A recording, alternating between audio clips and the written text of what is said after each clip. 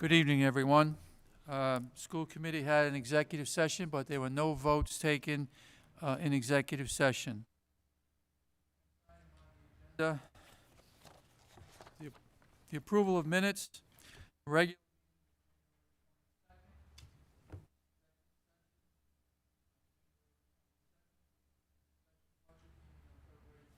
So moved. Motion made by Mr. Pollak, seconded by Mr. Orsini. Any questions? All those in favor? Opposed? Motion carried.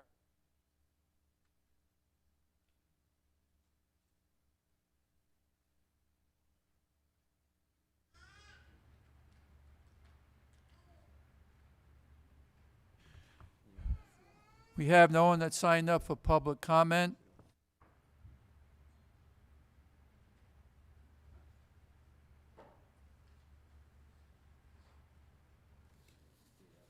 And we have no correspondence. Next item on the agenda is the consent agenda. Move the consent agenda as presented. Motion by Mr. Marciano, seconded by Mr. Andriozzi. Any questions? All those in favor? Opposed? Motion carries. Next item, superintendent's report.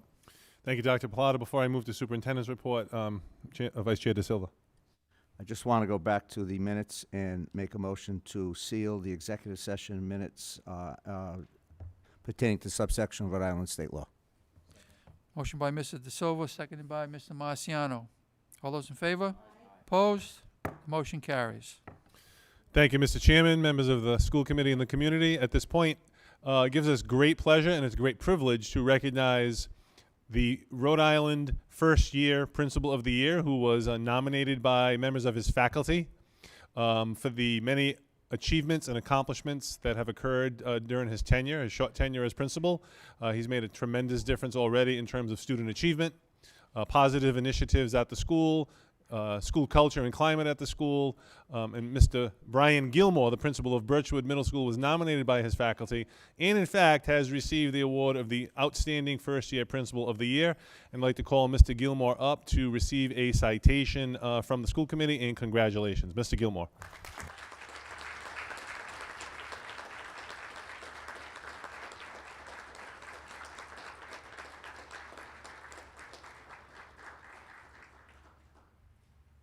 I'd just like to add to Mr. Galvo's comments on behalf of the school committee that I certainly appreciate all your hard work that you've done for us virtually.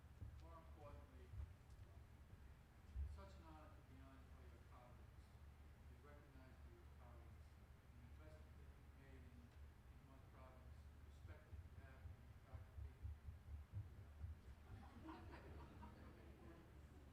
Say a few words on but certainly on behalf of the committee, we congratulate you, congratulate your family, we congratulate your staff, and you're a real asset to the town of North Providence and the school district. We're very proud of you.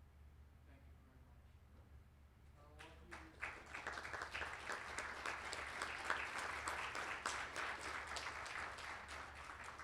I have a citation for you. Citation reads as follows. Be it hereby known to all that the North Providence School Committee hereby offers its sincerest congratulations to Brian Gilmore for being named the Rhode Island Association of Principals First Year Principal of the Year. The entire membership extends its very best on this memorable occasion and expresses the hope for continued success. Proposed on this 26th day of February 2020, signed by myself and Superintendent Gilmore. Congratulations.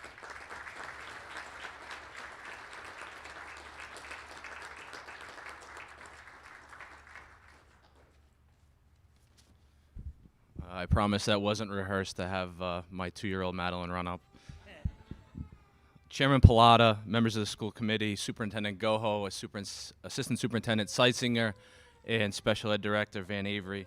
I just want to say thank you for the recognition and your support over my tenure here at North Providence. It's been a very quick 4.5 years, but in particular, the last 1.5 years that the community and you have provided me as support as principal has been tremendous, and I thank you for that. I'm fortunate enough to have a great sidekick with me every single day in Mr. Palazzo as my assistant principal. My faculty is second to none, many of which took time out of their day here to come to see me. I can't thank you enough. I'm fortunate enough to also to work with a great group of kids and a great parent support group and community. For that, I'll be ever grateful. We look forward to doing great things at Birchwood as upcoming RICAS scores, RICAS testing is going to take place. But I enjoy every single day, and it's because of the people in this room and your support. I just want to say thank you.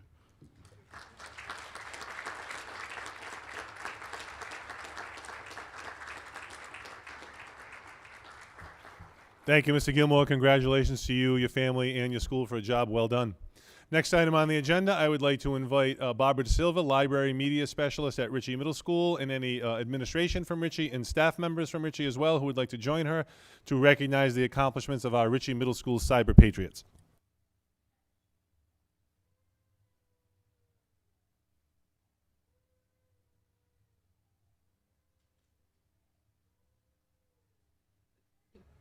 So when you're ready to do the citations, okay, so you'll just read the list. Yeah. Have them come up, and Dr. Pilata has the citations, and then there's just one that's left off. We gotta give her one as well. Okay. Okay? Great. You wanna say something? Good evening, everybody. School committee members, Superintendent Goho, Assistant Superintendent Seitzinger, Special Ed Director Van Avery. This whole initiative, Cyber Patriot, started about 3.5 years ago. It happened at a cookout while I was on the deck. I started talking to this man who was in the military, and he asked me what I did for a living. And I said middle school principal, and he said, well, I work with middle schools. Would you be interested in this thing called cybersecurity? And at the time, I knew what cybersecurity was. We're always trying to look for different things that will engage our students and prepare them for real-world applications going forward in the future. And I went back to school, and I was fortunate to have Mrs. De Silva volunteer. She knew nothing about it at the time, but she was all in to help the kids and form this program. We developed a great partnership with the military. Over the past several years, we've had a lot of success with our Cyber Patriot teams, finishing first and second in the state respectively. And really to see them engage, we have had school committee members see them in action where they're given different cyber security threats. They work in teams, sometimes working 5, 6, 7, 8 hours to accomplish their task. And it's just been, a great opportunity for them. I cannot thank Mrs. De Silva enough for the time she continuously puts in. And I'll add another plug: the work she does over the summer. Opening the library all summer, just constantly looking to engage kids, get them at Ritchie, help them with their studies, and certainly run programs like this. So I would like to first give her a round of applause for everything she does.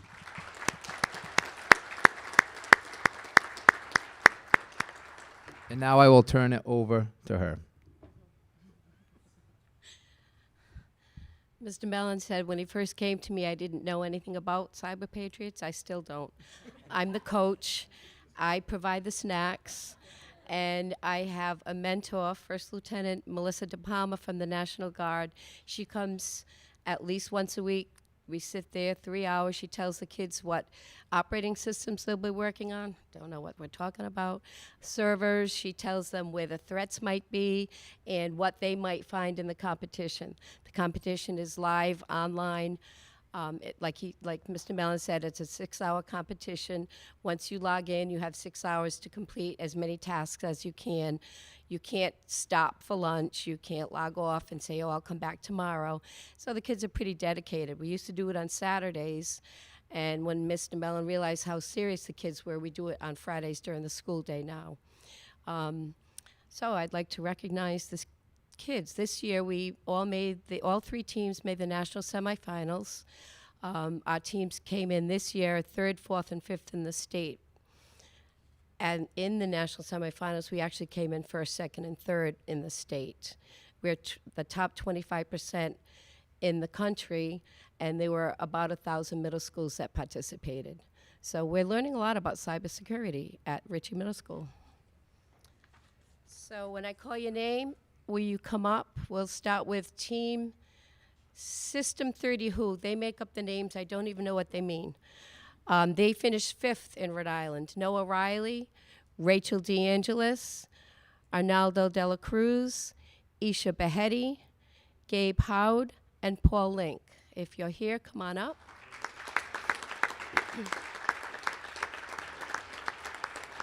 Mr. You got a certificate.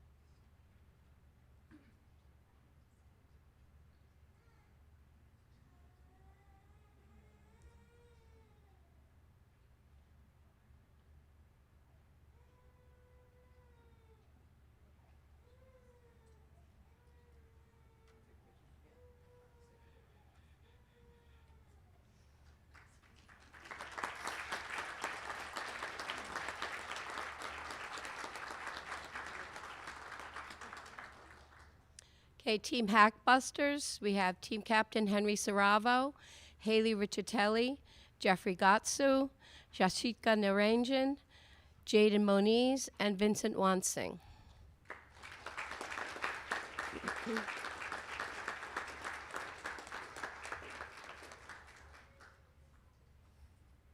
want to add to Henry. This is not dress up for him. Actually, he dresses like this every single day. Fortunately, he will try to raise my bar constantly. Most of the times I fall short, but Henry, best dressed Ritchie Middle School student.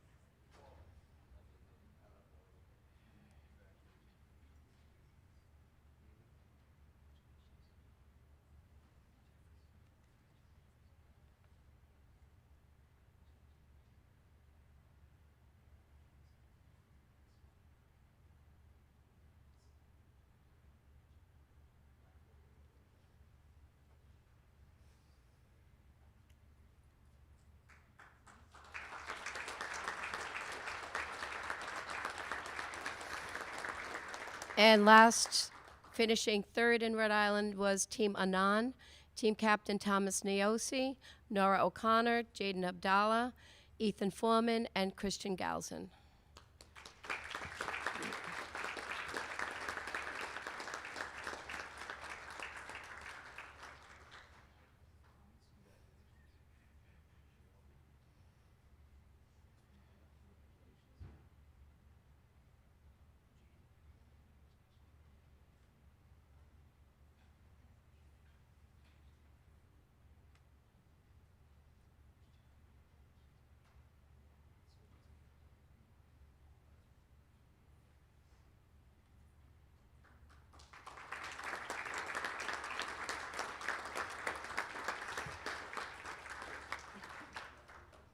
And then I believe we have a certificate for First Lieutenant De Palma for all her hard work and volunteerism. She is a cybersecurity expert in the state. And we thank her and the National Guard for letting her come to us as much as she does.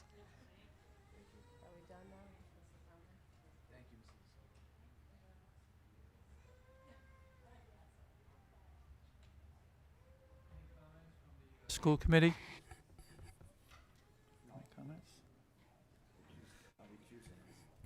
Well, congratulations to all the students, and thank you, Lieutenant De Palma, for your hard work in introducing us to this program. It's very much appreciated. Thank you very much. Good job. Next item, Mr. Goho. Thank you, Mr. Chairman. At this time, it gives me great pleasure to bring before the school committee and the community. Although, actually, before I do that, we have a number of students who are still here. You're free to be dismissed, start on your homework, go watch Jeopardy. That's over, but whatever it is that you guys need to do rather than stay for our business meeting.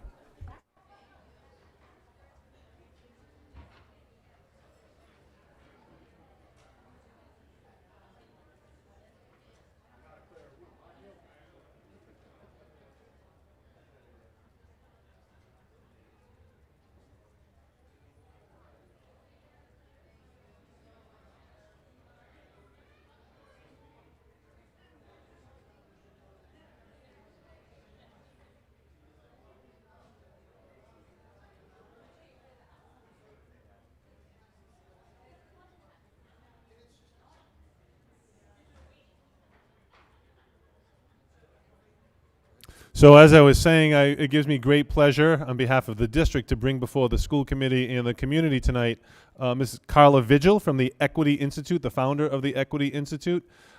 We have partnered with Carla to provide some much needed review and PD of our district. And so just to read the brief description from the handout that is placed in front of you, her primary goal will be to assess the district's strengths and needs.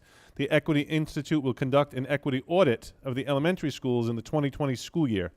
The audit will focus on providing information needed to design interventions, discover the district needs, and build community and positive energy through the process itself. The Equity Institute will specifically focus on classroom culture, curriculum, instructional strategies, and community and family engagement.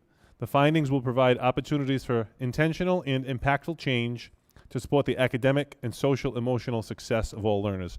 So as we know, as our population and our community continues to evolve, we would like to just have an expert, someone of the expertise of Ms. Vigil, to guide us in our efforts to meet the needs of all students and all families, be it religion, be it sexual identification, be it race. We would like to have the eyes of the Equity Institute review all aspects of our district, show us where our strengths are, show us where our areas of improvement are needed, and then provide PD for our staff over the next year or two in a very intentional way so that we can ensure that we are meeting the needs of all of our students and all of our families. Ms. Vigil has already started PD with our administrators. We're looking forward to the audit and then her findings and then the PD that will evolve, again, to make sure that we're meeting the needs of our North Providence community. So again, thank you for coming tonight, Ms. Vigil. And Thank you. the podium is yours. Yes, thank you so much for that introduction. I appreciate it. I see that the audience has left. I was feeling like under pressure, like, wow, there's so many people here. But that was a real honor and treat to be here to see your principal get named Principal of the Year, and also to see kids receiving those awards. So that felt really, really special, and I think I needed to. It felt like it was supposed to happen, just to learn a little bit more about the community. Since our organization is going to be doing work with your community, your different stakeholders in North Providence, I think that was a really valuable experience. So thank you for making sure that happened before I gave my little speech. So I will try to keep this very short. I am the co-founder and CEO of the Equity Institute. We are a newly launched organization working to create solutions, innovative solutions in building equitable and culturally responsive learning environments. I wanted to go over our theory of disruption, our theory of change, which it really grounds all the work that we do in equity and culturally responsiveness. So we really believe there are different strategies being used in the educational system all the time. Every so often years we get a new buzzword and we think it's gonna be effective, and many times it can be effective. However, what we believe is that any work that we do really needs to be grounded in understanding what equity sounds like, looks like, and feels like. So what does that look like in our practices and our policies as well? And so we really operate from this lens. So where are we? We have different partnerships with a number of different districts. The work looks like very differently depending on what the district's needs are. So we're working with Central Falls, Pawtucket. I've worked with Stephen Olney to some capacity in doing some trainings with their teachers there. East Providence, we're working with Providence now, and also we've worked with Cranston. Other organizations that we're working with are CCRI, Providence College, and Paul Coffey High School. What do those services look like? These are some examples of the work that we've done. Our design labs and also our design teams and innovation labs. And then lastly, like a more like year-long design team process. And so for North Providence, our work is going to look a little bit different because we are starting with an equity audit, which we believe is critical. We want to make sure that we're assessing what's going on, what's working well in the district, and also where are the gaps. And we want this, we think it's powerful to start with this approach because it's objective, and you also can really navigate what interventions to implement in your district. I wanted to just briefly go over what an equitable classroom reflects. just so that you have an idea. So we believe that an equitable classroom is an inclusive environment. It represents a variety of cultures and identities. We believe that culturally responsive pedagogy, curriculum, and materials exist in that classroom. We also look at instructional strategies being used. Want to make sure that there are different learning styles in the classrooms that are being met, and that the backgrounds of the students are being empowered.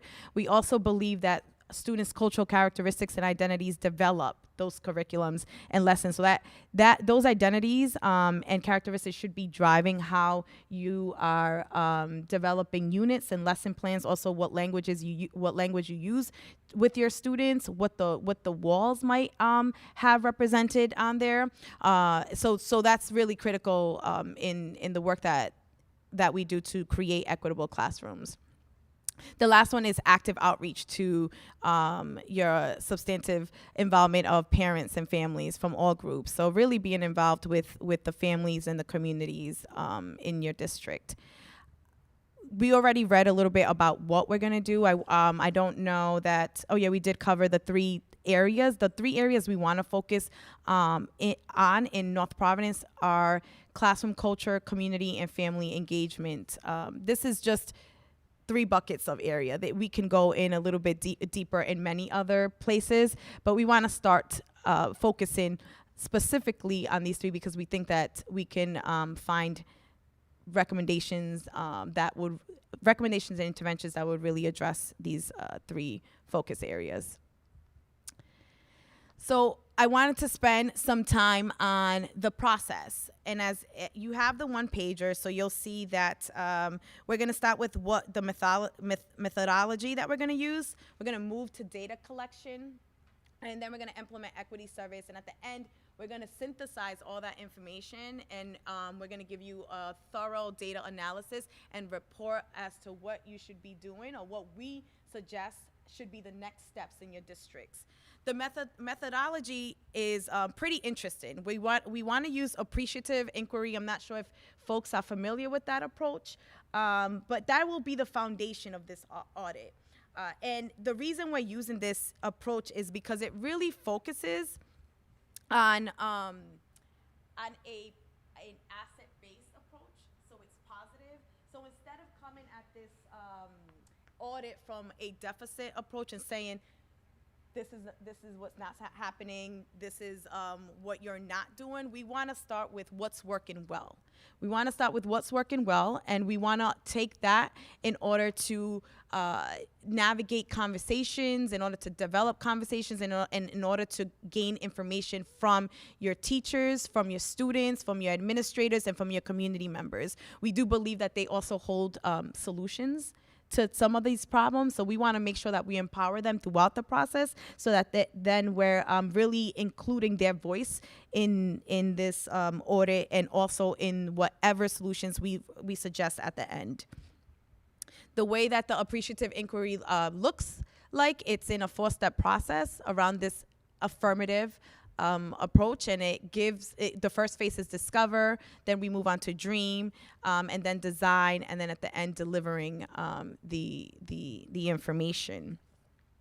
We are working with the URI's Office of Strategic Initiatives to not only develop an audit tool specifically for North Providence, but also to implement our strategies that I've presented here in this presentation. So we're really excited about the partnership, not only with URI, but obviously with the partnership with North Providence, because I think that this is going to be something that not many other districts have done and not started this way. So most districts usually start with, we need PD, we need some workshops, but they've not taken a closer look at what's going on in their district, specifically around like what's working well and what else can we do to support our students, our teachers, and our communities. The last slide and the last information I want to leave you with before I take any questions is our timeline. So this project will move along pretty quickly, as you can see. So throughout March and April, we will begin to have focus group. We are targeting only the elementary schools. And so there's 5 elementary schools. We plan to have 4 one-hour sessions with administrators, teachers, and parents. I will be, Louise, will be getting an email from me very shortly to start scheduling these focus groups, and so that I can start working with different principals in the district for the elementary schools so that we can coordinate the focus groups. April, May is when we have the surveys and also the walkthrough tool. So I will be visiting, myself and my team will be visiting the 5 different elementary schools, and we will be using our audit to observe what's happening in the classrooms. And then between May and June, that's where we will do the data analysis and also the reporting, and we will meet with Louise and Joe and whatever other team member would like to meet to kind of unpack and go over the report. So I think I covered everything. I think that was less than 10 minutes. So now I'm going to open it up for any questions you may have. Any questions? Yes, Mrs. Picard. Yes. Well, first, I think this is great. I'm so excited that we're bringing this work into North Providence. Louise, this actually is for you. Why wouldn't we want this work in the middle schools and the high schools? In the high school? Started there as a foundation, but our goal is to work with Carla and the Equity Institute for a few years. So this is an ongoing partnership, but we had to start somewhere. So in thinking, we started with our administrative team first, and then we're starting with this audit. And I think we determined that foundation, start there first, and then move forward. But we're going to talk about that as we move forward. Yeah, I think it could have been in the middle school. It can be in the middle Right. schools as well, right? But I think we want to see what's going on early on in the earlier ages to detect anything that might then Absolutely. later, we're building measures to make sure that whatever inequities exist in elementary level, we're targeting that area first so that it does not then move on to the middle school and then to the high school. I agree. I ages. think Yeah. the foundation is important. I just want to make sure that we see the whole trajectory. Absolutely. Because the high school is the one time everybody comes together from the entire Absolutely. community. So it's an important impact. Yes. I wanted to also mention, I mentioned this to Carla. I wanted to also mention that this is a sidebar, but we are working on receiving a grant from another organization. It's called Diversity Talks for the high school, and it's a free grant that I've been offered for the district, which is incredible.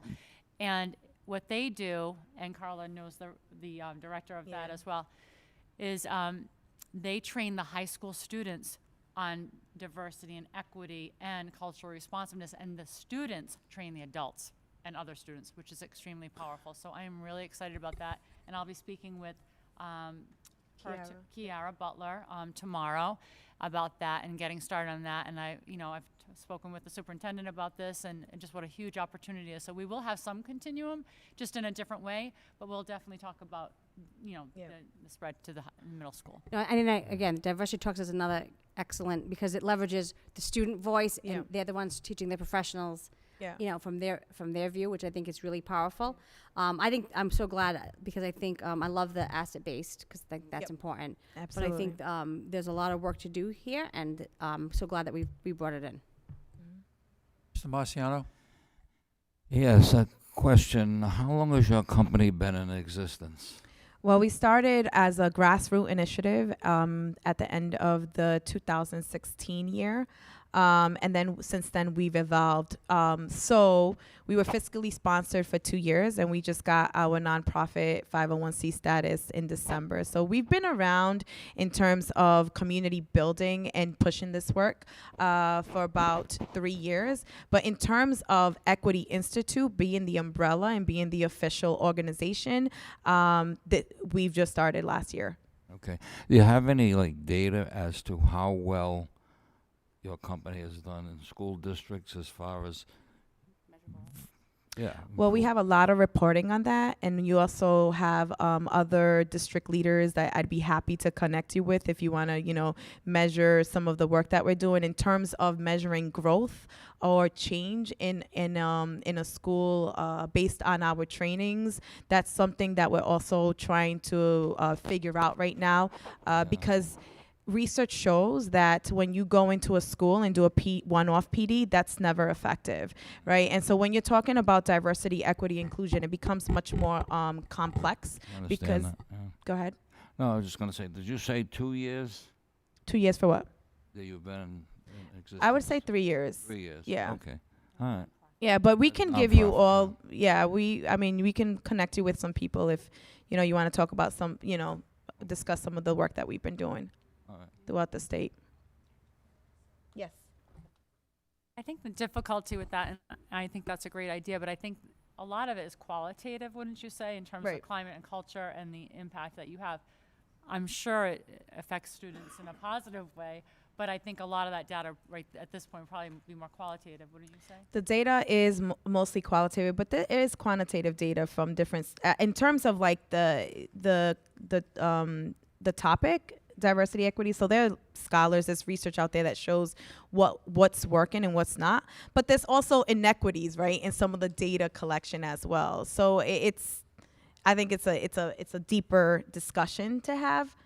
And I just wanted to say, I think we're really ahead of the curve because our district has changed so much in the last few years, but not just in race and ethnicity, but also in the world. The world's changing, and we have students right now that who are identifying as different genders. They have different sexualities. We have to make sure that we're addressing, as the superintendent said, and making sure we're meeting all our students' needs.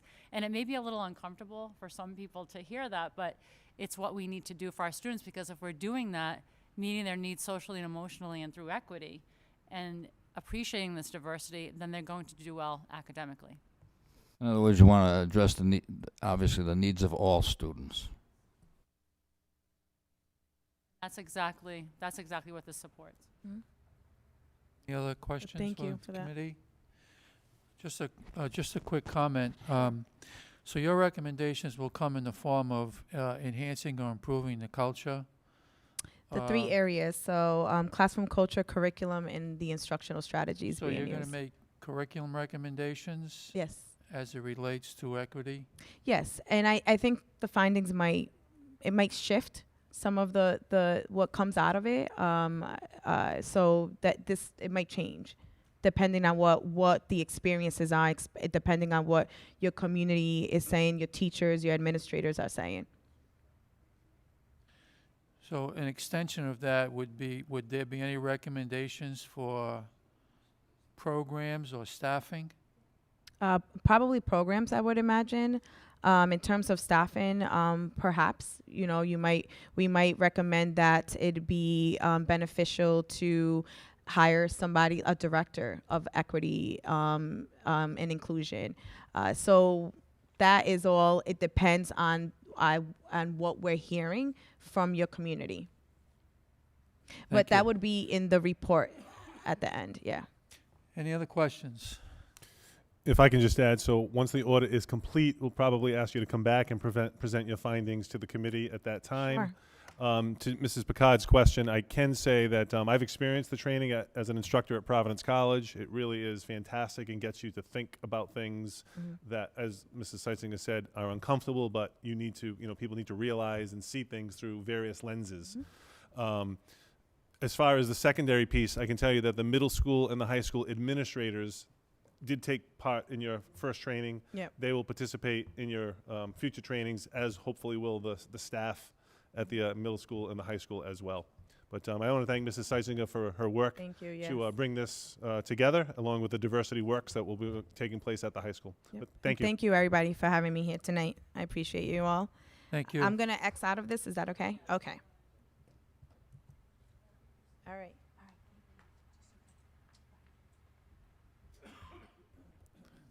Next item on the agenda, I would like to bring our truancy residency team of Mr. Tom Massey and Mr. Tim Heston to come before the school committee just to give us an update on their efforts and their work regarding improving student attendance and also ensuring that students who reside in the town of North Providence are the students that we service within our schools.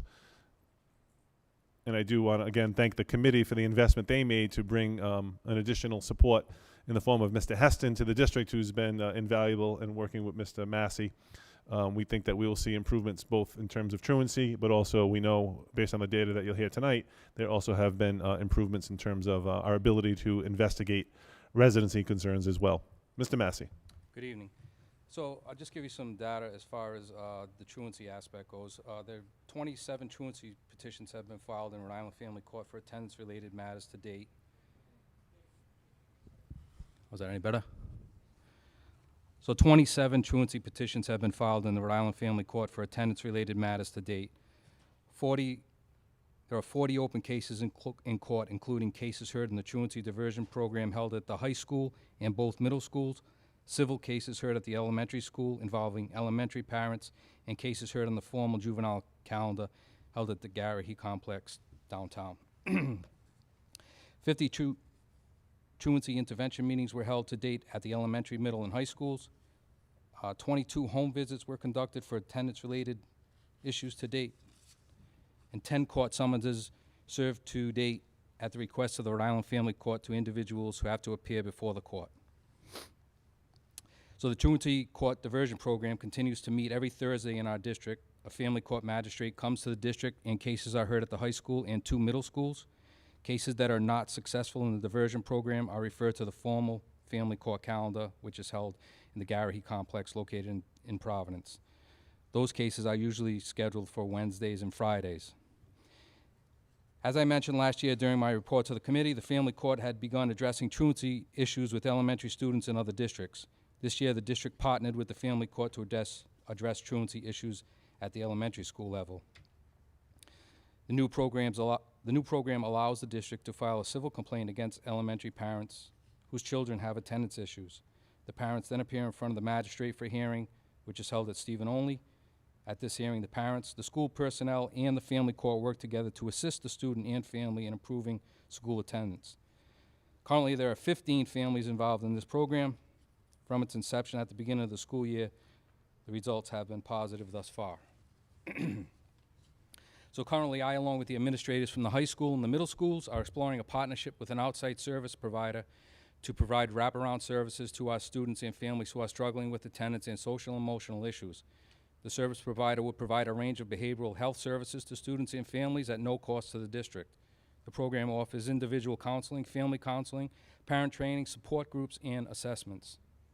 This would be a voluntary program designed to enhance existing school services, to prevent suspensions, reduce classroom disruptions, and increase instructional time, all with no cost to the district. I am familiar with the service provider from working with them through the family court on previous and current cases. We are speaking with the service provider and hopefully plan to implement this in the beginning of the September of next year. It's my belief that taking a positive, proactive approach in assisting families who are struggling with school attendance has proven successful. Continuing to communicate and build relationships with students, families, school staff, and community partners is essential to improving school attendance. That's it in a nutshell. Any questions? Well, I do want to thank you for your participation and support for bringing the truancy court back to the elementary level. To Mrs. Picard's point about, Mrs. Vigil's point about trying to capture these issues early before they become too big at middle school and high school. So I'm glad that it's brought back, and then your attendance at all of those court hearings, elementary, middle, and high, is really appreciated. And then by having Mr. Heston added to the staff, we're able to monitor attendance a lot better with you at those meetings. Correct. I have a question. Mr. Chairman, I'm sorry. First of all, I want to thank you both for all the work you do. I see you guys out there every day, and I know you guys work hard. One question. You say you have 20, you investigated 22 questions of residency? 22, the residency. 29 petitions have been filed with the family court for attendance-related issues. So that would include elementary, high school, middle school.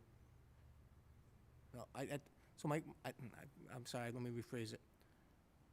How many of you investigated people that saying they resided in a town where they weren't residing in the town? I know last time you came in front of us, I guess there was some that were using our schools but actually not living here. Yeah, so Mr. Heston is going to address the residency piece and the questions relating to the residency issues. You're welcome.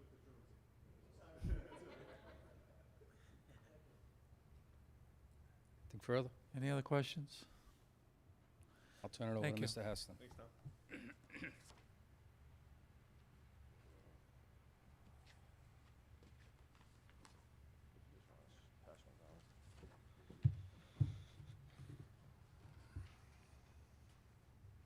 Thank you for having me. Is that loud enough? Can you hear me down there? Okay. Basically, from August 26th to the present date, there's been 187 investigations to include new resident checks, information that was brought to our attention, along with 30 days of physical surveillance on one resident, 45 days of surveillance, whether it be video or physical surveillance on that resident. Out of the 187 investigations, 63 were identified as not residing in the town of North Providence. 42 of them have since moved out and have registered in the town that they reside in. During this, 3 ride hearings occurred. In the first one, prior to going to the hearing, information had come to us. We were set for going for the hearing, and they agreed between the attorney and the people who came into the being in the hearing, had new information, and they actually moved back into the town. So that was wiped out. They are now registered in the town. The second one, 2 students in Pawtucket, they are now registered in Pawtucket. The third hearing, we're pending those results, and that hearing was on the 7th of February. We have not gotten any word back on that. After that, there's 2 students that were allowed to finish out the year due to a hardship case. It was brought to the superintendent's attention. He agreed to that. There were 2 P-Tech students that were residing outside of the town. Those cities are now paying for those students to go to North Providence. 15 students are in limbo right now, and that's due to the last report card.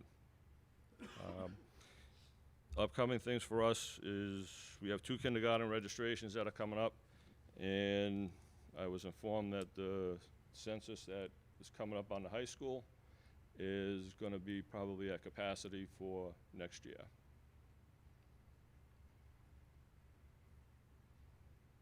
Mr. Andriozzi. Just a quick question. So in your math here, you said there were 63 identified as not residing in the town. Then you have 42 have moved out. And then when you add up the other numbers, there's 2 students in number 1, 2 students in number 2, 2 students in number 3. That's 6. There's 2 more hardships. That's 8. 2 more P-Techs. That's 10. And then 15 is 25. So 25 and 42 is 67. So. Want me to explain it to you? Yes, please. Okay. Out of the 63 that were identified, you have 42, which is highlighted, that have since moved out. On number 3, under the ride hearings, you have 2 students that are highlighted. So you add those 2, that brings you to 44. 2 students are allowed to finish out the hardship. Brings you to 46. 2 students as the P-Tech is 48, and 15 brings you to 63. 1 and 2 under the ride hearing wash out. Those are already included in the number above. They're not a wash. They don't. Those 2 numbers don't matter because 1 was allowed to go out, and 1 party was allowed to stay in, so they washed out. So presently, right now in the town, where, in your estimation, are we running at what percentage of the students do you figure are not residing in our town? If you had to guess, is it 100% of the students in our enrollment are definitely North Providence residents, or other than the 2 hardship and the 2 P-Tech, Right, other well, than them 2? As of, I think the report cards came out February 26th. Is that right? No, January 26th. 15 students have already been identified as not living in the town. And that's just, that 15 number is basically from January 26th. The other ones was, they're not living here. Then they since moved out. So I can't give you a percentage of how many people are living in the town. that don't go here. Because we hear all the time of, the same stories over and over again. Kids are, walking down Douglas Avenue, walking down or whatever street, Charles Street, jumping on a bus, getting, dropped off at the school, blah, blah, blah, back and forth. I mean, you hear these constantly, so I just want to be sure. I know you guys are working hard on this, and believe me, I've been advocating for years that our registrations are ballooning, and I'm concerned that like you just said, we're at capacity, and we can barely handle the kids in our own town. We don't need any others. So I just want to be sure that we're identifying them and getting them out of here as quickly as possible. And I believe you are. I just wanted to know if you thought kids are slipping through the cracks. I think some kids are going to slip through the cracks. I can't sit here and tell you that they won't. They will for a while, until it comes to my attention, and I can work on it. Doing some of the new registrations, we had a family that was coming in from out of state, and with the new registration coming through me, I went out to visit the residents, and there's no way that these people are even living in this town. And we told them that your documentation isn't right, and the landlord agreed. The landlord didn't want them in registered from their address, and they weren't allowed to register. So my next question would be, is there anything we can do in our registration forms to kind of red flag things, like, so that we know for sure that they're in the town? Or do we just leave everything the way it is? And I'm going to say it bluntly. I mean, basically the only way you guys figure things out is if somebody rats on somebody, really. I mean, that's not necessarily. No. Some of the times, though, it's probably what it is. A lot of it will be someone whose nose is out of joint. I'll agree with you on that. Sure. But a lot of it isn't from that either. A lot of it's just from the paperwork that they're submitting, that we notice an impropriety and we follow up. So is there anything we should be adding to the paperwork, or you're convinced that our paperwork is fine, and we're doing? There have been adjustments made through the attorney to the paperwork, and it was actually just redone. Yes, I know. Yep. Hopefully to hone in on eliminating some of these problems. Okay. Thank you, and I appreciate all you guys do. I really do. Thank you. Mr. Chairman. Mr. Pollock? Yep. I just want to thank you both again. I mean, obviously, this is a significant number of 42 that have moved out because they're not residing here of the 63. So I know you guys are working hard. When I asked to come back in several months ago, it's nice to see that you have help, because I know you were overworked.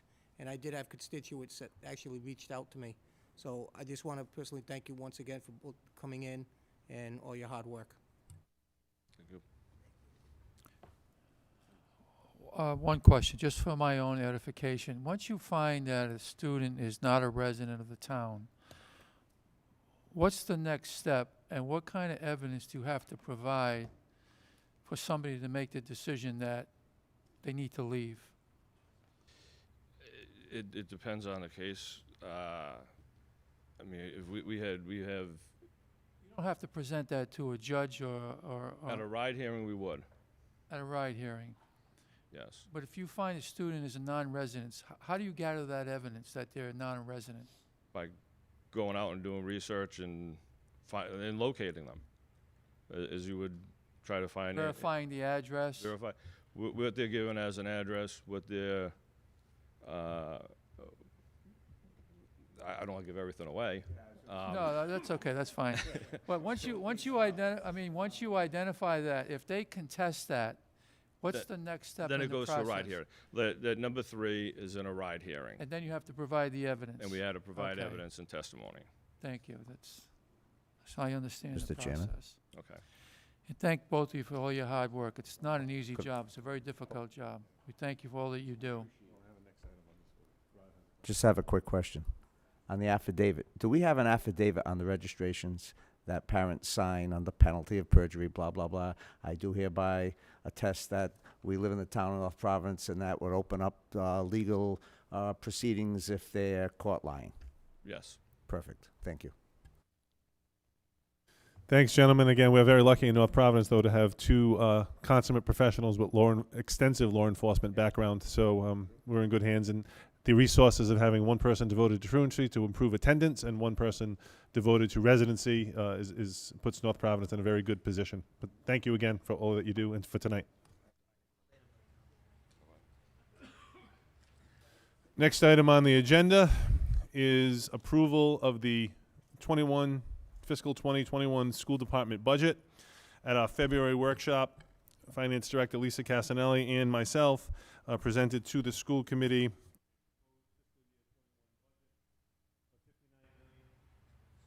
$960,131, which includes a local appropriation request of $34,142,284 and a state aid appropriation of $23,219,876.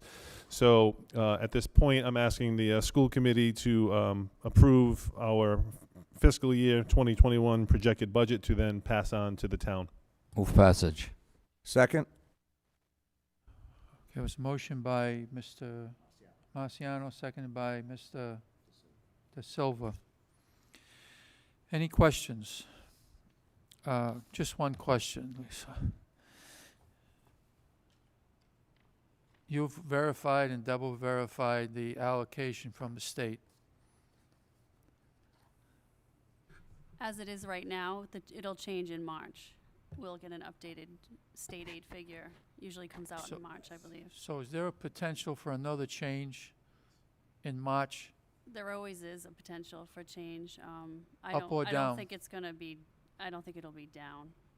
I think we had looked at that. We had thought, if anything, maybe we get a little bit more, but who knows? I don't think you're going to see a decrease like you saw last year.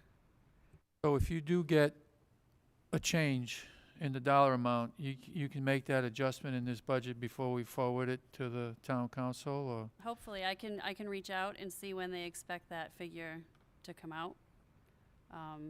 We can put a notation that it's subject to change when the new the new numbers are released. So I think we've done that. I thought I saw that in the past budget presentation. Have you had any communication with the town in terms of their number? No. And what they have received, or think they have received? No. No? No. Okay. Well, we just want to be very careful this year that there's no $400,000 error in the budget with this going forward in the next fiscal year. Well, we can follow Okay. up with that to make sure. I can check with Maria before they go to the vote, that meeting where they vote on the budget, to make sure that the state aid number is correct for what they're presenting. As long as you're comfortable with the state number, that's what I'm concerned about. Okay, thank you. Okay, there's a motion and a second. Any other questions? All those in favor? Opposed? The motion carries. Thank you.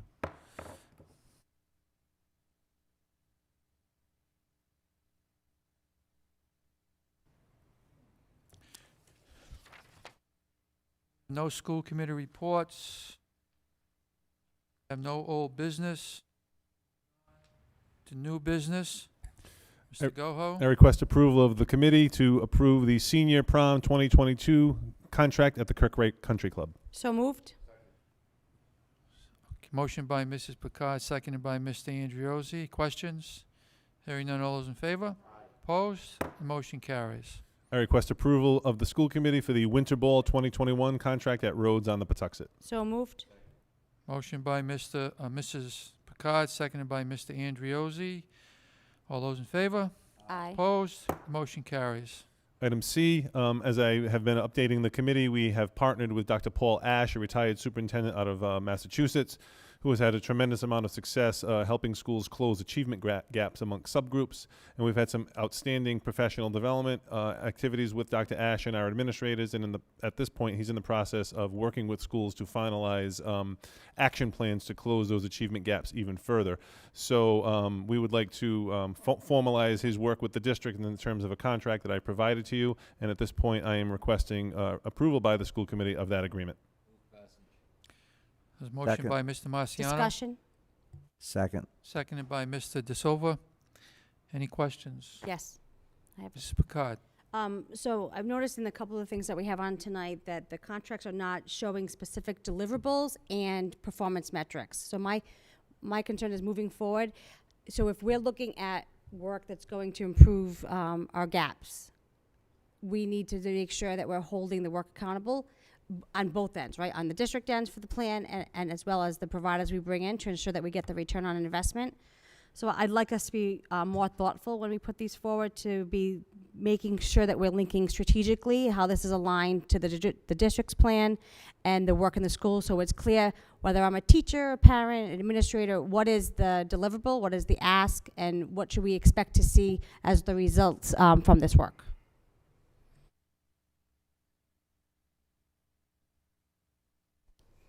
Do I need to put that in form of a motion? Or is it enough to just say? It is a good point. So as we continue contracting various consultants to work with us, Mrs. Seitzinger, and when we have these contracts vetted through legal, we would also, going forward, ensure that there is a performance metric in these contracts. It is a good point. And this contract, and in addition to the one that we're going to approve next, both of these are being funded by Title II. They're not affecting the local budget, but regardless, it's still taxpayer money, and it is a good idea to make sure that we have performance metrics built into the contracts. You all set, Mrs. Picard? Yes. Okay, there's a motion on the floor. All those in favor? Aye. Opposed? Motion carries. Next item, I would request approval by the school committee of the service contract agreement with the Equity Institute. So moved. Motion by Mr. De Silva, seconded by Mr. Marciano. Any Discussion. questions? Mrs. Picard. Similar with this one. The only thing is, and luckily we had the presentation, but the deliverables aren't specified in the contract, so I think we have to make sure, because this is what's going to be binding. So I want to make sure that so I actually would prefer not to vote on this contract until it's included, because how do we ensure that we're clear about the deliverable of the contract without it being, unless I'm missing it? Am I? The specific deliverables from the Equity Institute. I heard her say things tonight that I don't see in here. Like But the deliverable is to first audit the district so that we can figure out where our gaps are, and then the deliverable will be for us to address those gaps that are identified. Yeah, I think it's good work. I just want to make sure that we're specific about what the deliverable is, so we ensure that we can say this is what we got. Yeah, at this point, I don't think we know what the deliverable is. That's the purpose of the audit, if that kind of makes sense. But I think even there, I don't see in the contract piece where it says that we're getting the the audit. I thought it did on what you received, but we can look at that again and revise that, and I can speak to, I think in terms of these contracts, generally what these consultants do in organizations, they don't always put those things in, which I think is a great idea, and we can add that in as a revision and an addendum. I don't think that's a problem. Right. That's on our, we need to make sure that's Yeah, in the contract. Right. I don't think they typically do that, but I'm happy to ask for that. I can just ask Ben, are we on good footing to maybe approve this contract tonight with an and request an addendum from the Equity Institute? Did you see this? Is everything that I see, like I have additions, right? So I have the work from tonight, but the question would be, if we sign this contract and they present the contract for payment, what evidence do we have in the contract that we're clearly outlining the deliverable and the expectation from the vendor? Can I just ask one more question? The scope of services, did you see that from the Equity Institute? That is in there. Exhibit A. It's under, it says Exhibit A. So scope I of see services. above from Dr. Ash, and then when I go to the service agreement, and then below, it doesn't look like it's in the. Page 3 of 6, it says Exhibit A at the top, scope Okay. of services. So I see, okay, so it says the audit. Where does it say what we're getting? Like what specifically would be returned to the district as a point of deliverable? I definitely see that they're doing something, right? There's a, what does that look, what is that? Right, so it says that I it's was happening. looking at page 3 of 6, yes. Yeah, it's happening. So my just question would be like, what are we expecting? What from is the audit? outcome? Right. Yeah, okay, we can look at that and revise it, so if you want to bring it, I think it's going to be in the form of a report, as she stated, and then she'll present to you as well, but we can we can fine tune this and. Yeah, and I would just make sure It's up that to it does what we need it to do. So there will be a report in the findings with the debrief with the district staff to ensure there's clarity around rather than say, hey, because for all I know, it could be an email that says, here are the 10 things you need to, we found our asset. I just want to make sure that the quality, I'm sure it would be, but I just want to ensure that we protect ourselves that way. So would you like us to revise this and bring it forward again the next time? I think, Benta, we could do it pending the addition, correct? Can I just amend the motion to approve the equity contract with the revisions that will happen between you and the contractor? Sure. So we'll take items C and D together, approval of the Dr. Ash and approval of the Equity Institute. Motion has been amended to approve those contracts, but also to bring forward a more specific scope of sequence with specific deliverable outcomes. Who seconded the original motion? Are you seconding the Mr. amendment? Marciano, you agree with that? Okay. Okay, so the amended motion by Mr. De Silva and seconded by Mr. Marciano. Any other further questions? All those in favor? Aye. Opposed? Motion carries. Right, so just to clarify, we voted on C without an amendment. We now voted on D with an amendment, but we will bring the serviceable, the deliverables to both contracts. Correct. Right. So we didn't amend the vote for C. We amended the motion on the vote for D. Does that make sense? We just have to be careful too, because in the contract it talks about the intellectual work of the company. So they're protecting themselves and what they're doing. I just want to make sure that we get what we need to be able to do the work that we have to do. When we get the new contracts, I could have our legal counsel look at it to see if it has that type of language that we're looking for. Thank you. Next item on the agenda is item E, which is the approval of the bid that was recently submitted for an hourly electrician to do various electrical projects throughout the district. Most notably at this point is to get electrical work done at the new Birchwood greenhouse that was granted by the Champlin Foundation. So we wanted to go out to bid for this work, and I asked the committee for approval. Motion made. Motion by Mr. De Silva, seconded by Mr. Andriozzi. And you only received one bid, is that correct? Okay. Any questions? All those in favor? Aye. Opposed? Motion carries. I'd request approval by the school committee for the third read and the approval of the new naloxone model policy for the district. Motion to approve? Second. Just to note that we still have to fix the bottom part of the first read so that all the dates match. Just to pick your own thing, but it's at the bottom. Consistent with all the dates. Chuck.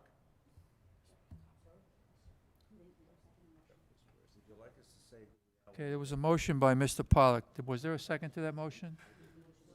Mr. Andriozzi, second in the motion. Okay, discussion on the motion. Mine again, the first read, it wasn't fixed to say 2019 and the second read to 2020. So just make sure that we want to make sure that we have the entire dates at the top and the bottom of every policy. There's some inconsistencies still with the dates. Okay, so noted. Any other comments? All those in favor? Aye. Opposed? The motion carries. Next item on the agenda, I would request approval by the school committee for the third read and the final approval of the staff hiring policy in alignment to the new education reform law. Motion made by Mr. De Silva. Seconded by Mr. Andriozzi. I like that. Thank you, gentlemen. All those in favor? Aye. Opposed? Motion carries. Next item on the agenda, requesting approval by the school committee for the third read and final approval of the administrator compensation policy. Motion by Mr. Marciano, seconded by Mr. Corsini. Questions? All those in favor? Opposed? Motion carries. Next item is request for approval by the school committee in the third read, final approval of the school improvement team policy. Motion by Mr. Marciano, Second. seconded by Mr. De Silva and Mr. Andriozzi. Discussion? Discussion, Mrs. Picard. So similar to that I've said in the past, there's a lot of information in the school improvement, which I don't think is bad, but I think we have to be thoughtful about how we're formatting it. So I'm okay with having links to when we want to do like this is how the election takes place. Does not need to be in the policy, because remember, if we have to shift something for an election, that means every time we have to do that, we have to come back for 3 reads. So I think we need to be very mindful of what's the policy and what are the procedures and support documents that go along with the policy. I still think that we're having a hard time differentiating that. And I'm just giving the example of the school improvement election as an example of a lot of information. Like, we have one policy that's coming up that's 23 pages. So my question would be, is how is that being rolled out to staff? How do people even understand that, where there are several pages of definitions? We just need to really be more strategic.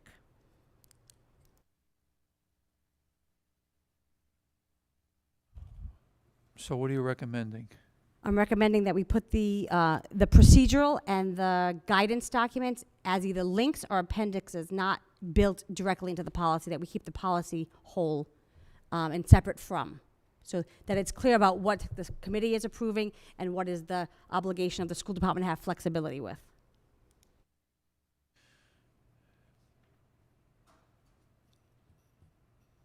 Mrs. Seitsinger, is that reasonable? I mean, Yeah, Louise didn't write this policy. We worked with the sorry. Superintendent's Association and legal to vet the policy. But going forward, again, just like with the contracts, looking for a performance metric, we will make sure that when we have our policies vetted by legal, that I know Ben likes all the information as the lawyer. I get it, but I think there's places for it as a link. Here are the procedures. Here's how the election works. But I think it needs to be linked as opposed to part of the policy. Are we allowed to attach it as like an addendum, Ben, as a procedure to a policy? What is Sure, typical? as long as the policy is the motion is amended to reflect that the procedure is an attachment and not a formal part of the policy. That's fine. Okay. So, quick question. If we pass it the way it is, and we change something in it, do we need 3 more reads? Yep. I'm asking Ben. No, I know you're saying no, yes. not if you take the same information and you split it out. If you're not going to change any of the information, No, he you said just if we wanna change split it. it out and have a link. Right, but he said if we change anything when we do that, do we If have we to pass come it back? the way it is, and 6 months from now we make a change, do we have to have a new 3 read, or can we just put the change in there? I'd have to take a look at your bylaws. I don't think you need to when you amend it, but I can get back to you on that. Okay. No, you do. Okay, so there's a motion on the floor to accept it as is. So the individual made the motion would have to withdraw that with the change. How about if, was I the person who made the motion? Read the motion, Norma Jean? Mr. Marciano, can I speak for you? How about if we make the amendment, the motion, to reflect that there will be changes in this policy that will separate procedure from policy, but we're adopting it with that As a whole. intention as a Right, whole. I'm good with that. So we're just going to take the procedures out of the policy and put in an addendum. But we're not changing any of that. We're just separating what the policy is and what the procedures are in terms of a separate page. Or a link. Are you okay with that, Mr. Marciano? Thank you, Anthony. Thank you. And then we need the second on the, So we need the second to Mr. De Silva's. so Steve just seconded it.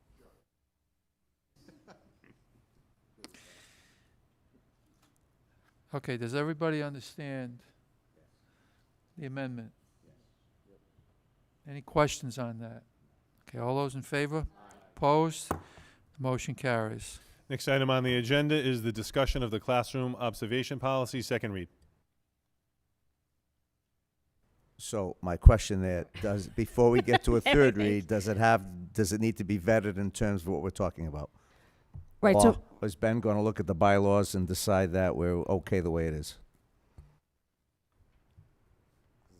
Right, so if you see this policy, all of the definitions are front-loaded as opposed to, so you have to read through the definitions to get to the policy piece. You start with the policy, get definitions, and then go back to policy. It's just it's a funky way to do it. So it would be, so I love making sure Ben has to really work hard. just reviewing the policy so that we hold the policy as the anchor, and then we leverage the other information, like I said, either through the addendum, at the end, or in a link.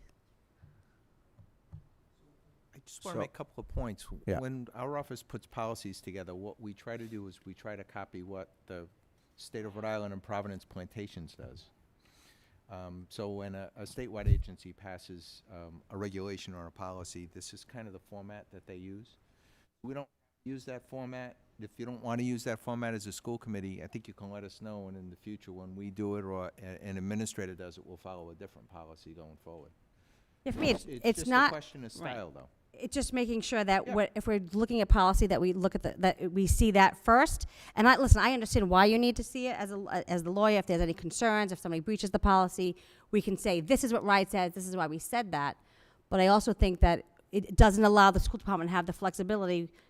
And again, so the last one we did, the school improvement one, when we add the election items. So when you're making small changes, that means it becomes more bureaucratic than it needs to be. But for this one, it's just like you put the definitions are in the middle of the document as opposed to seeing the whole policy first.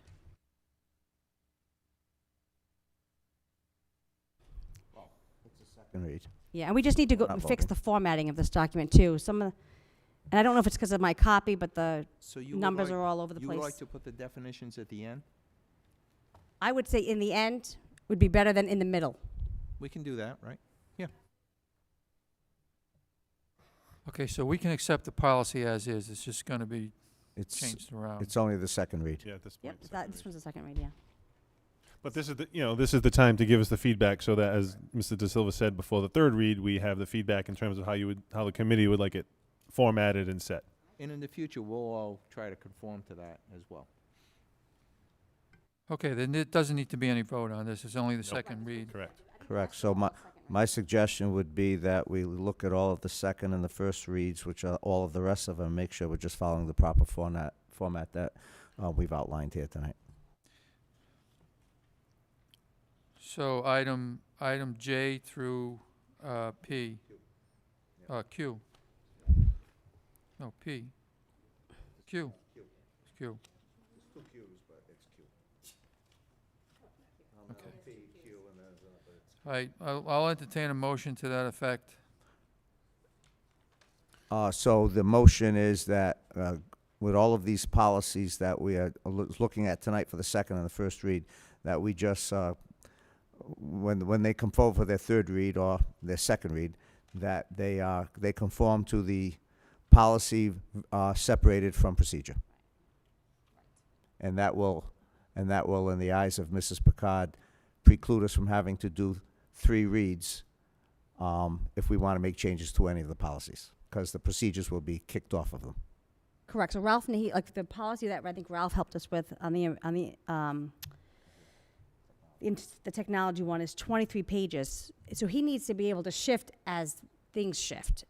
And there's a lot of procedures in that one too. So that one needs another look at. So he can sort of think through, this is really more procedural on the IT side, and this is what we hold policy, the purpose of why we have this, and what is the core tenets of what we need to ensure happens, and why we hold that policy.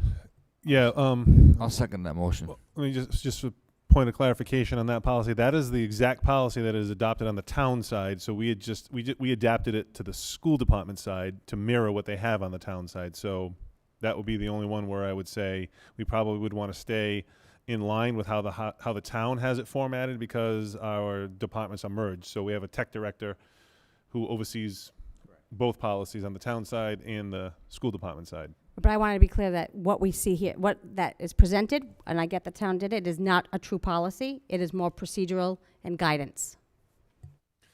Agreed. So the question is, do we want to correct it on our side, change it on our side, or mirror on our side because it's a merged department? I Or think- is that even relevant? I think it's more about the semantics of understanding, and I don't pretend to know how the town does their policies, but if we're clear, the policy is basically what the school committee holds true in the goal around informational technology, right? What are our core tenets, and why do we believe what we need this? And then what's presented here is your guidance document, like all the things that we have to ensure happen within those departments, and then that work, which is important, just not policy.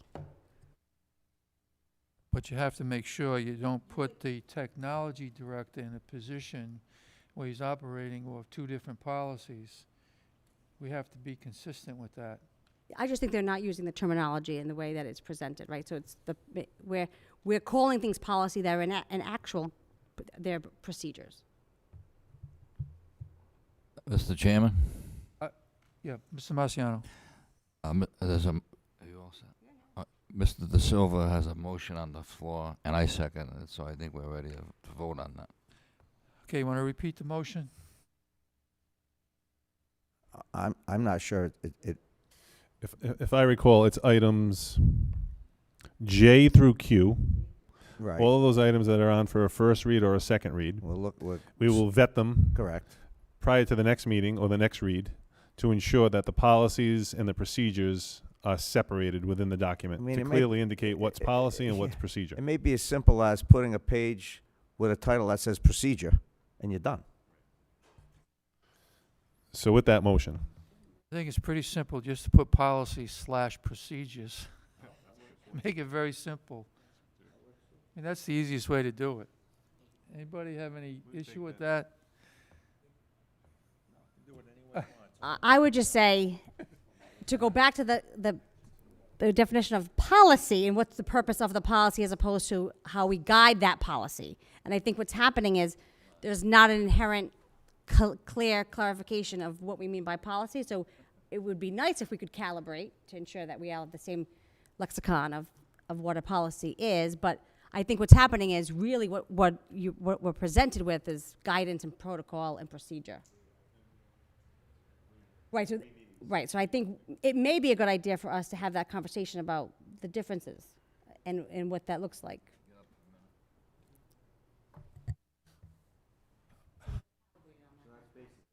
so to Mr. De Silva's motion, if it's passed, we will send the policies/procedures to Ben's office, having taken having taken the feedback from this discussion to revise them appropriately for the next read. Does that make sense? Working with myself, Louise, or yeah. We'll fill you. You can pull up the video. Yes. Gina's going to get a checkbook out. Why? May I ask a question Yes. about one of the policies? Yeah, go ahead. The grading policy, Mrs. Picard, because that's pretty basic. I don't think that's one that you're going to have to change. And you don't want it to be over, like, it's That's policy very is clear. Here's our core Ben belief is in just grading. going to look at anything on here for first or second read, and he might look at the grading policy based on this feedback and say, nope, it's good to go. Okay, thank you. Any other questions? Okay, there's a motion on the floor. All those in favor? Opposed? Motion carries.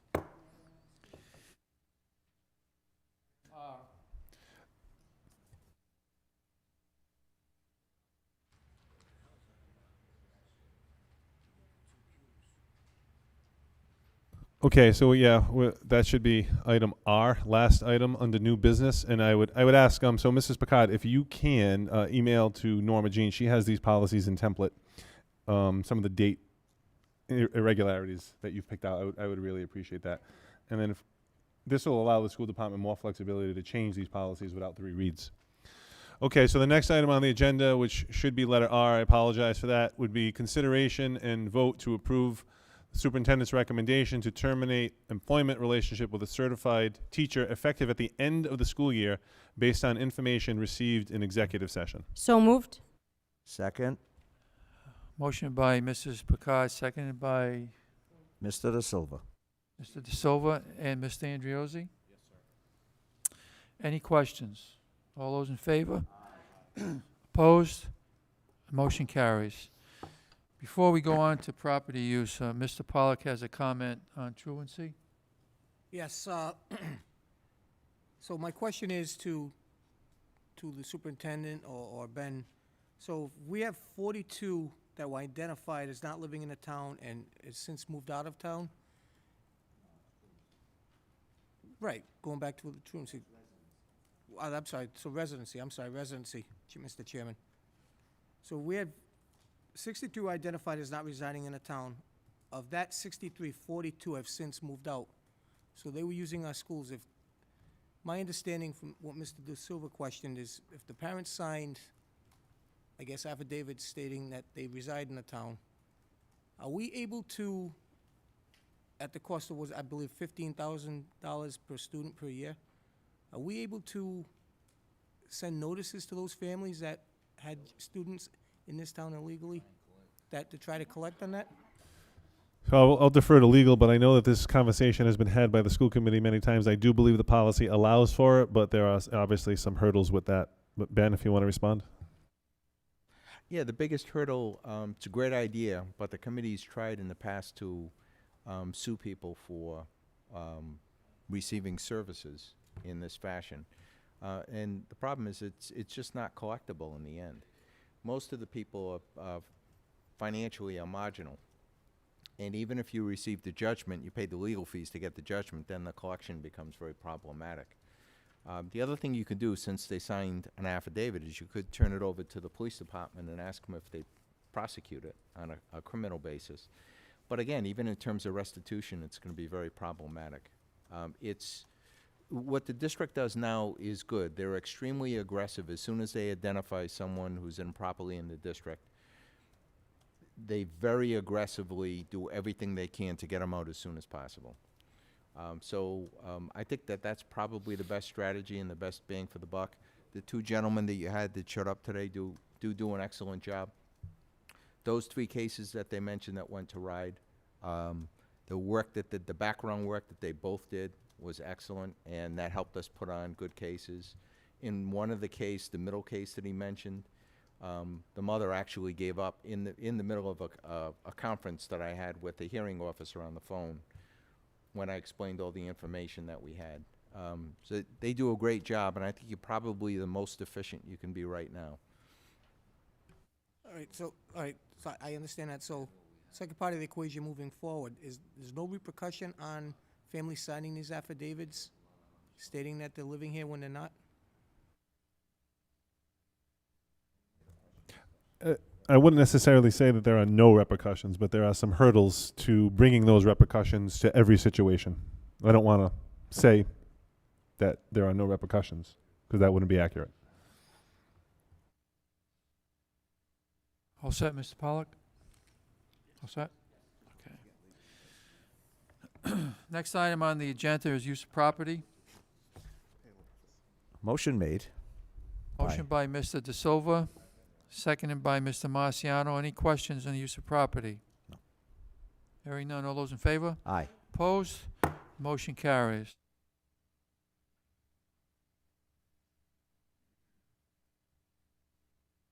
The item is approval of bills. Motion made. Discussion? By Approve the Mr. De bills. Silva. Seconded by Mrs. Picard. Let the games begin. Questions? Yes. Mr. Andriozzi. Just a quick one. I believe it's on page 188. I could be wrong, but I'm going to double check. Is it page 188? So anyway, my question is, we paid $32,000 for snow removal this year. Do we have a contract with somebody that comes up every year? I mean, that just seems like...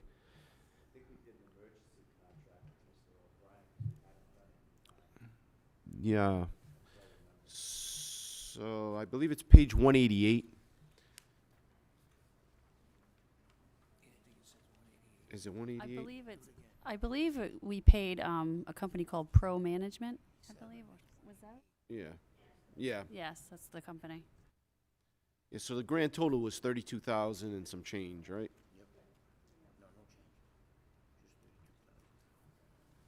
Yeah. So what does that contract presently, what does that contract encompass? I'm not quite sure. Does Jimmy know?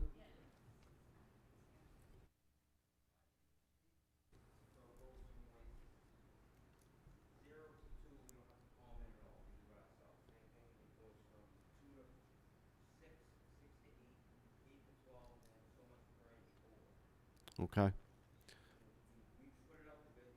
Okay. Was this company?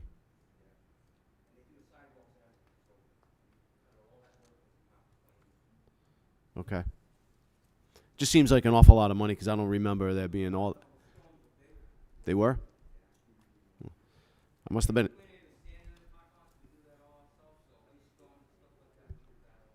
Okay. Okay. So how many, can I ask another question? So how many times was this $32,000? Was it all the storms? Okay. So how many were there? There was 3 this year? Okay.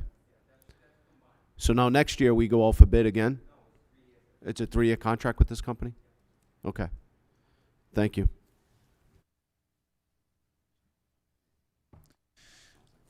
Can I ask another question? Mr. De Silva. So, Ms. Casanelli, based on your knowledge, do all of our bills follow both school department policy and state law? Yes, don't to wanna the ask. best of my knowledge. Thank you so much.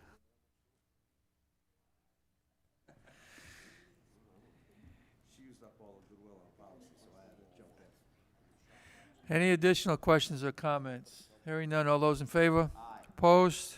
Motion carries. We have no request to address the committee.